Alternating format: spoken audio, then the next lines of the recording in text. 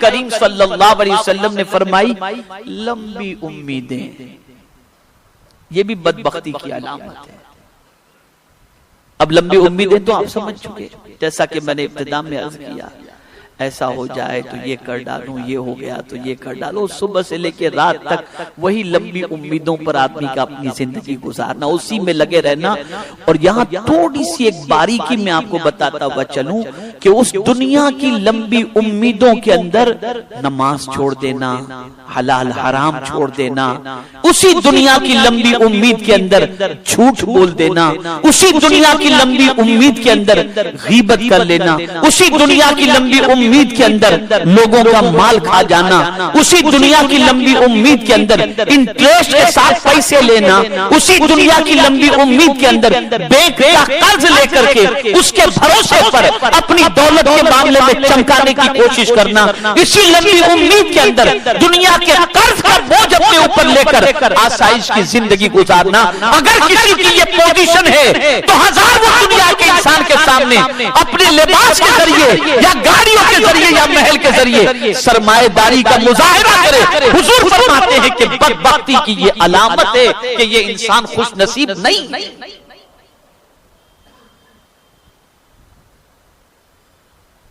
خوش نصیب نہیں وہ انسان۔ اور یہ کسی اور نے نہیں، مدینے کے تاجدار صلی اللہ علیہ وسلم نے فرمایا۔ آج بہت سارے لوگ اپنے اسٹیٹس کو مینٹین کرنے کے لیے بینک سے نہ جانے کس طرح سے قرض لیتے ہیں، لوگوں سے قرض لیتے ہیں، لوگوں سے پیسے لیتے ہیں، اور کس کس طریقے سے دنیا کے لوگوں کے ساتھ سارے معاملات کرتے ہیں۔ انہیں یہ خبر نہیں کہ یہ چند روزہ زندگی جو ہے یہ ایک نہ ایک دن ختم ہو جائے گی اور پھر اللہ کے حضور حاضر ہو کر کے جواب دینا ہے۔ تو اس طریقے کی زندگی نہ گزارنی چاہیے جس کی وجہ سے قیامت کے دن اللہ کی بارگاہ میں رسوائی ہو اور شرمندگی کا سامنا کرنا پڑے۔ تو سرکار صلی اللہ علیہ وسلم نے لمبی امیدوں سے منع فرمایا، لیکن یہ امید پھر میں آپ کو ایک چیز بتا دوں، اس طرح کی امید رکھنا کہ اللہ مجھے حلال کا عطا فرمائے، جائز طریقے سے مجھے دولت کمانے کا ذریعہ عطا فرمائے، تو میں اپنی دولت کا استعمال کچلے پریشان غریب مسلمانوں کو اٹھانے میں خرچ کروں گا، تو یہ بہت زیادہ ثواب کا حقدار بن جاتا ہے۔ یا ایک چیز میں آپ کو بتاؤں، کل بروز قیامت ایک غریب انسان کو جس نے حج بھی نہیں کیا، جہاد میں بھی شریک نہیں ہوا،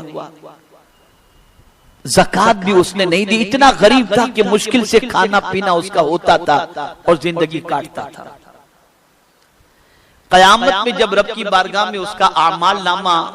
رب کی بارگاہ میں وہ پیش ہوگا اور اس کا اعمال نامہ اسے دیا جائے گا، تو کہا جائے گا اقرا کتابک، اپنا اعمال نامہ پڑھ۔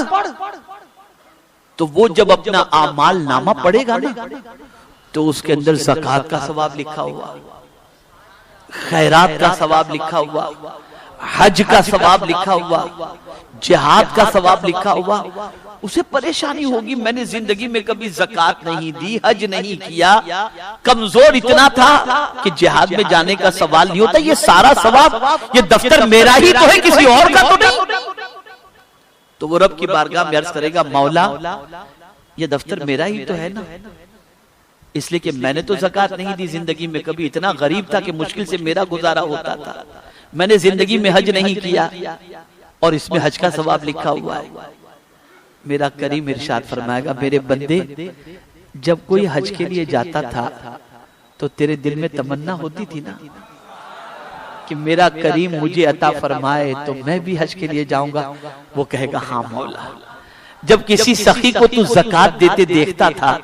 تو تیرے دل میں تمنا ہوتی تھی نا کہ مولا تجھے عطا فرمائے تو تو زکوٰۃ بھی ادا کر؟ کہا ہاں۔ جب مجاہدین کے لشکر کو تو دیکھتا تھا تو تو سوچتا تھا نا، دل میں نیت کرتا تھا نا کہ کاش میرے بدن میں بھی قوت ہوتی تو میں جاتا؟ تو وہ کہے گا ہاں۔ تو رب ارشاد فرمائے گا میرے بندے تو کمزور ہو کر کے نیت کیا اور میں طاقتور ہو کر تجھے ثواب عطا فرمایا۔ یہ اچھی امید ہے۔ اسی لیے امام بخاری نے بخاری شریف کے اندر